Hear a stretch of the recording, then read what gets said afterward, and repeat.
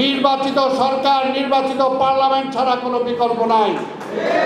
সেটার জন্য আমরা নির্বাচন চাই। ওই তারেক রহমানের শুধু প্রধানমন্ত্রী বানাইতে হবে এটার জন্য না, সেটা তো অবশ্যই চাই। দেশ চালাইতে হলে খালেদা জিয়া তারেক রহমানের মতো নেতাই লাগবে, এটা তো পরিষ্কার। বিএনপি ক্ষমতায় গেলেই তো আজকে আধিপত্যবাদকে রুখতে পারবে।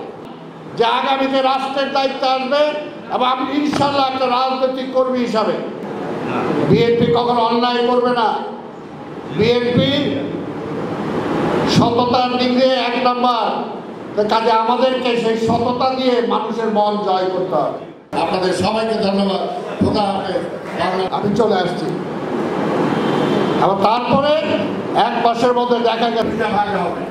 একটা হলো যেটা আমরা ওপেন আলোচনা করতে হবে, এর সাথে আলোচনা করার যুবদলের জেলা সেক্রেটারি, যে কোনো জেলা যে কোনো সমস্যা তার সাথে এখানে বসে